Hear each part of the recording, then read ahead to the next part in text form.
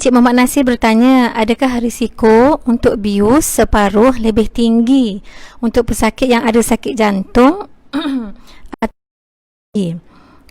Setiap pesakit yang ada penyakit kronik, contohnya sakit jantung, darah tinggi, kencing manis, asma, masalah paru-paru, sebab isap rokok, buah sakit buah pinggang, semua tu kita panggil penyakit kronik.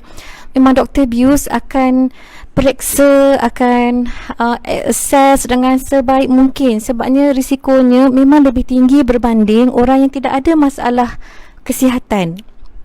Okey. Dan kita akan tengok balik setiap ubat-ubat yang pesakit tu tengah makan. Kalau secara general rule-nya, saya nak kata, kalau nak mudah cerita, kalau orang sakit darah tinggi, kita kena pastikan tekanan darah tu berada dalam paras normal untuk dia sebelum pembiusan, semasa pembiusan dan selepas pembiusan, hinggalah balik ke ward. Jadi contohnya, tuan ada satu pembedahan yang akan dilakukan pada tarikh sekian, contohnya 1 hari bulan 9, kita dah jumpa dengan doktor bius, kita tengok ada sakit darah tinggi, ada makan 3 ubat darah tinggi, dan pada masa yang tuan masuk ke ward tu nampak darah tinggi, sangat tinggi tekanan tu, blood pressure yang kita selalu check dekat tangan tu kan, katalah contohnya 190 per 110, ataupun katalah contoh 180 per 80. Macam yang sangat tinggi tu membuatkan tuan dalam keadaan yang lebih bahaya untuk diberi pembiusan, tak kisahlah bius penuh ataupun bius separuh.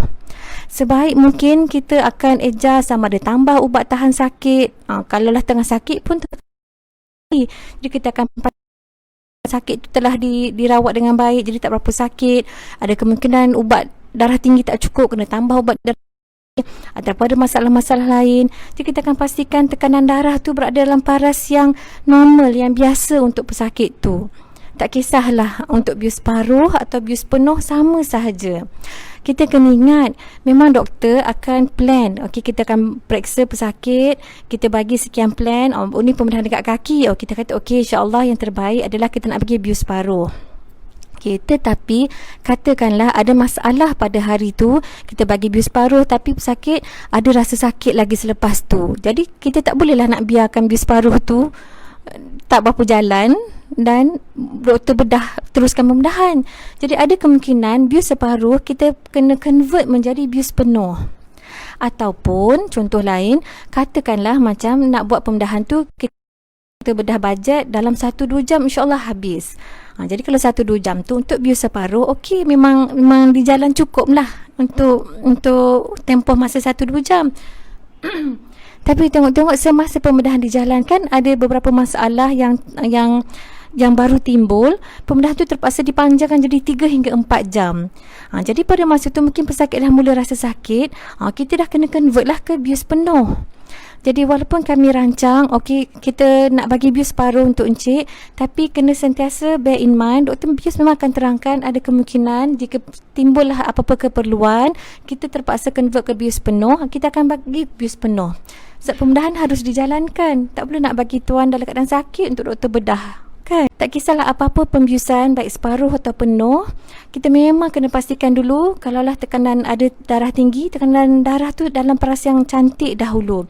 Jadi katalah tekanan darah tu tinggi dan kita buat juga pembiusan, ada risiko yang bahaya. Antara risikonya adalah boleh dapat masalah serangan jantung, ataupun boleh dapat na'udzubillah stroke, angin ahmar semasa pembiusan dan pembedahan tu, atau boleh dapat masalah buah pinggang. Banyak perkara yang kita nak elakkan. Saya pun tak naklah sebut benda-benda tu, nanti kan tuan-tuan perempuan jadi takut pula untuk buat pembedahan atau pembiusan. Tapi jika tuan-tuan perempuan memang ada masalah sakit jantung ke, kencing manis ke, darah tinggi ke, memang doktor bius akan periksa dulu betul-betul dan kita akan terangkan.